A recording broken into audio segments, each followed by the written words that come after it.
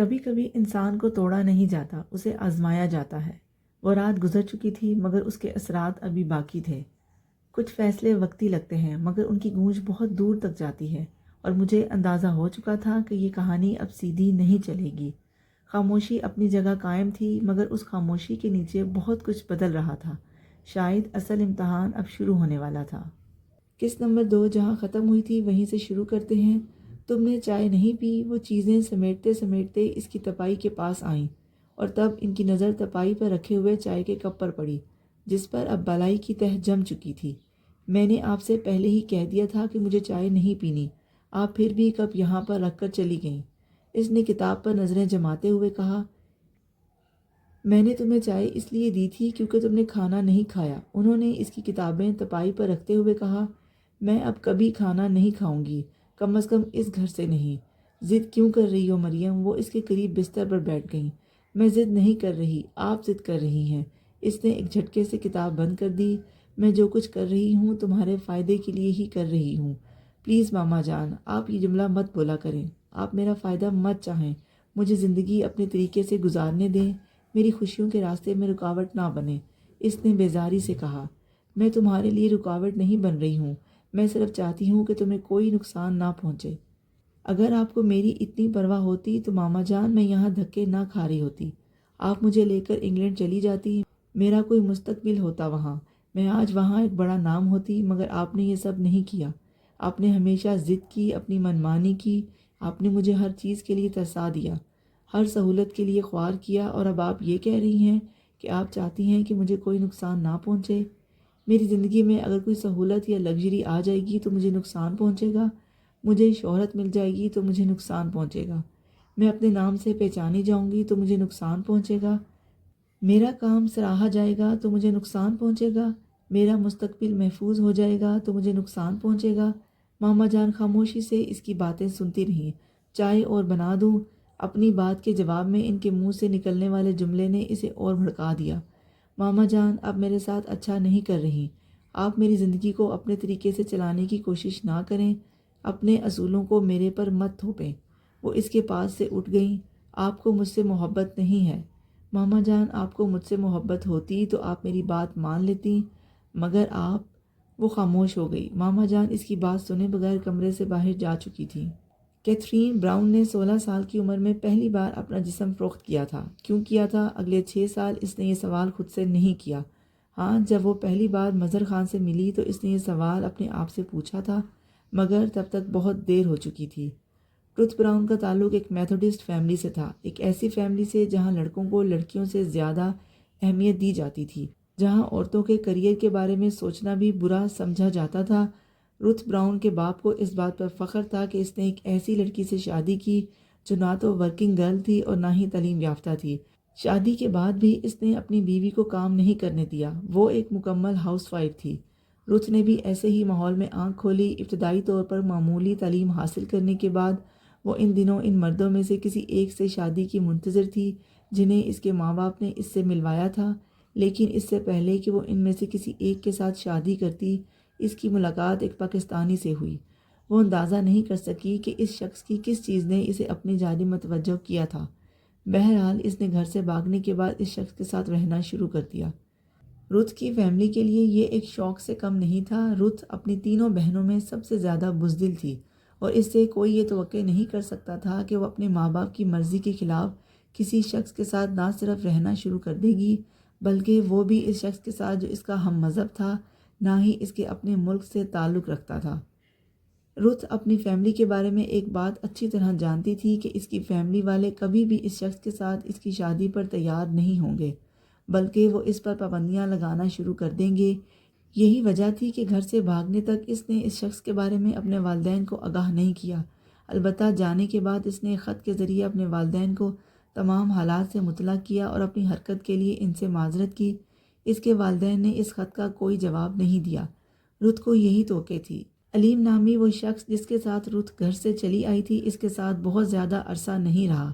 رتھ نے اس سے شادی سے پہلے اسلام قبول کر لیا تھا۔ اس کا خیال تھا یہ چیز ان کے تعلق کو بہت مستحکم کر دے گی، لیکن ایسا نہیں ہوا۔ کیتھرین کی پیدائش سے پہلے ہی وہ اسے چھوڑ گیا۔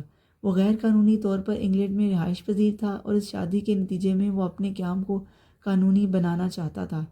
جب وہ اپنے پیپرز بنوانے میں کامیاب ہو گیا تو رُت کو بتائے بغیر وہ گھر سے غائب ہو گیا۔ رُت کے لیے اس کا غائب ہونا ناقابل یقین تھا۔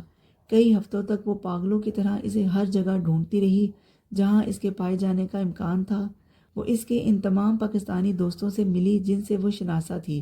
ہر ایک نے علیم کے بارے میں لا علمی کا اظہار کیا۔ وہ یوں غائب ہوا تھا جیسے گدھے کے سر سے سینگ۔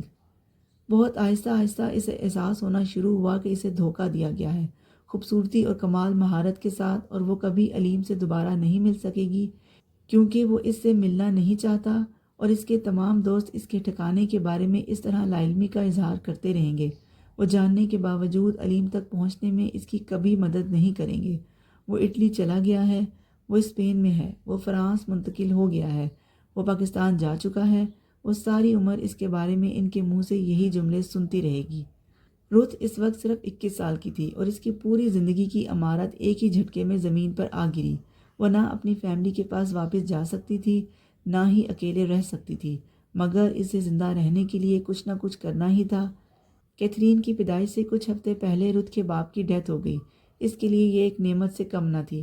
باپ کے ہوتے ہوئے وہ کبھی واپس اپنی فیملی کے پاس جانے کا سوچ بھی نہیں سکتی تھی کیونکہ اس کا باپ اس کی شکل تک دیکھنا نہیں چاہتا تھا۔ لیکن باپ کی وفات کے بعد اس کی ماں نے کچھ عرصہ تحمل کے بعد اسے واپس اپنے گھر میں رہنے کی اجازت دے دی۔ اس کی ماں اکیلی ہی اس گھر میں رہتی تھی۔ رُت کے تمام بڑے بہن بھائی شادی شدہ اور دوسرے شہروں میں رہائش پذیر تھے۔ کیتھرین نے اپنی پیدائش سے ہوش سنبھالنے تک اپنے گھر میں صرف 2 عورتیں دیکھیں، اپنی ماں اور نانی، اور اس نے ان دونوں عورتوں کو ہمیشہ آپس میں جھگڑتے ہی دیکھا تھا۔ اس کی ماں رُت بے تحاشا شراب نوشی کرتی، وہ ساری رات کسی بار میں کام کرتی تھی اور صبح شراب پیتی رہتی۔ کیتھرین کی نانی نے ہی اس کی پرورش کی اور اپنی ماں کے ساتھ ہونے والے حادثات کے بارے میں بھی اس کی نانی نے ہی اسے بتایا تھا۔ کیتھرین کبھی یہ جان نہیں پائی کہ اس کی ماں اس سے محبت کرتی ہے یا نفرت۔ رُت کے ساتھ اس کا تعلق بہت سرسری سا تھا۔ صرف اسی کے ساتھ نہیں، رُت کا ہر ایک کے ساتھ تعلق بہت رسمی سا ہو گیا تھا۔ وہ علیم کو کبھی اپنے ذہن سے نکال نہیں سکی اور علیم کے بعد وہ اپنی زندگی کو کبھی سنبھال نہیں پائی۔ بعض دفعہ وہ کیتھرین کو اپنے ساتھ کہیں باہر لے جاتی، لیکن راستے میں اگر کوئی بھی مسلم یا ایشیائی نظر آتا تو وہ بلند آواز میں اسے گالیاں دینے لگتی، چلانے لگتی، پھر اس پر تھوک دیتی۔ کیتھرین کو اپنی ماں کے ساتھ باہر جانے سے خوف آتا تھا۔ وہ اس ہنگامے سے ڈرتی تھی جو اس کی ماں کہیں بھی کھڑا کر دیتی تھی۔ اس کی ماں نے علیم سے شادی سے پہلے اسلام قبول کیا تھا، مگر علیم کے جانے کے بعد وہ مسلمان رہی تھی، نہ ہی کرسچن۔ کیتھرین نے اپنی 16 سالہ زندگی میں اسے کبھی عبادت کرتے نہیں دیکھا۔ خدا کا کوئی وجود نہیں تھا، یہ وہ جملہ تھا جو اس نے رُت کے منہ سے بار بار سنا تھا۔ خود اپنی نانی کے ساتھ چرچ میں بیٹھے ہوئے بھی یہ جملہ اس کے ذہن میں چکراتا رہتا تھا۔ وہ بچپن سے اپنے مسلمان اور پاکستانی باپ کے بارے میں بہت کچھ سنتی رہتی تھی۔ جب رُت بہت زیادہ شراب نوشی کر لیتی تب وہ خوب چلاتی اور مسلمانوں کو گالیاں دیتی۔ جب نانی رُت کو اس حالت میں دیکھتی تو وہ بھی یہی کرتی اور کیتھرین اس وقت چپ چاپ اپنے بستر میں لیٹی رہتی۔ وہ نہیں جانتی تھی اسے اپنے باپ سے نفرت تھی یا نہیں، اور اگر کبھی وہ اس کے سامنے آ جاتا تو وہ کیا کرتی۔ مگر ایک چیز بہت واضح تھی، اسے اسلام اور پاکستان کے بارے میں بہت زیادہ دلچسپی ہو گئی تھی۔ شاید ایسا لاشعوری طور پر تھا، یا پھر وہ جان بوجھ کر اس چیز کو پسند کرنے لگی تھی جو اس کی ماں اور نانی کو ناپسند تھی۔ 13 سال کی عمر میں اس کی نانی کی ڈیتھ ہو گئی اور تب کیتھرین کو پہلی بار اپنی زندگی کی مشکلات کا اندازہ ہوا۔ گھر، فیملی، پراپرٹی تھا، رُت سمیت تمام بہن بھائیوں نے اسے بیچ کر رقم آپس میں بانٹ لی۔ رُت اسے لے کر کرائے کے جس اپارٹمنٹ میں آئی تھی وہ ہولناک جگہ تھی، سرد اور تاریک۔ وہ ان عمارتوں میں سے ایک تھی جو آہستہ آہستہ خالی کی جا رہی تھی۔ رُت شراب نوشی کے بعد بچنے والی رقم سے اس سے بہتر جگہ نہیں پا سکتی تھی اور کیتھرین کو اس جگہ سے خوف آتا تھا۔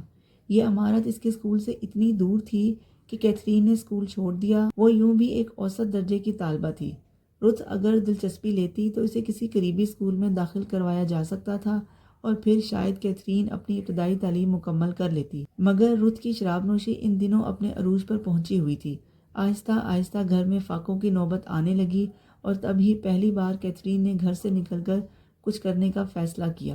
چند ماہ اس نے ایک فیکٹری کے پیکنگ ڈپارٹمنٹ میں کام کیا، پھر رُت بیمار ہو گئی اور کیتھرین نے وقتی طور پر اس کی دیکھ بھال کے لیے وہ جاب چھوڑ دی۔ اس کا خیال تھا کہ بہت جلد رُت ٹھیک ہو کر بار جوائن کر لے گی اور وہ اپنے لیے کوئی اور جاب ڈھونڈ لے گی، مگر ایسا نہیں ہوا۔ رُت دوبارہ کبھی ٹھیک نہیں ہو سکی۔ اسے معدے کا کینسر تھا اور جب تک اس کی تشخیص ہوئی اس کی بیماری آخری سٹیج پر پہنچ چکی تھی۔ اس کی بیماری کے دوران ہی اسے بار کی جانب سے بھی فارغ کر دیا گیا۔ کیتھرین نے 6 ماہ کے عرصے میں اپنی ماں کے وجود کو گوشت پوش سے ہڈیوں میں تبدیل ہوتے دیکھا تھا۔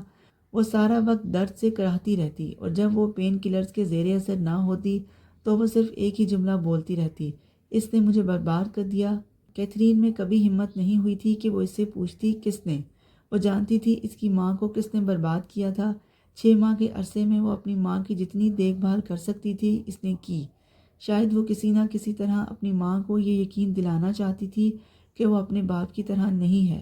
اپنی رگوں میں اس کا خون اور اپنے چہرے پر اس کی مشابہت رکھنے کے باوجود وہ رُتھ براؤن کو اس طرح چھوڑ کر نہیں جائے گی۔ وہ نہیں جانتی تھی اس کی خدمت نے اس کی ماں کی تکلیف کو کتنا کم کیا یا بڑھایا، مگر وہ آخری دنوں میں کچھ بھی کہے بغیر خاموشی سے اس کا چہرہ دیکھتی رہتی تھی۔ کمرے میں کام کرتے، ادھر سے ادھر جاتے، کیتھرین اس کی نظروں کو مسلسل خود پر ٹکے ہوئے پاتی۔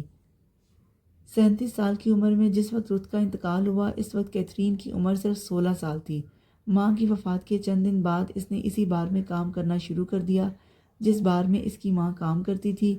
6 ماہ کے اس عرصے میں جب وہ رُت کی دیکھ بھال کے لیے مستقل طور پر گھر رہ رہی تھی اس کی مالی حالت بہت کمزور ہو گئی تھی۔ اس پر گھر کے کرائے سمیت بہت سے واجبات اکٹھے ہو گئے تھے۔ بار میں کام کرنے کے ساتھ ساتھ وہ دن کے وقت ایک اور جگہ کام کرتی، مگر اس کے باوجود اپنے سر پر موجود قرض نہیں اتار پا رہی تھی۔ انہی حالات میں اپنے ساتھ بار میں کام کرنے والی ایک لڑکی کے مشورے پر وہ پہلی بار ایک گاہک کے ساتھ گئی۔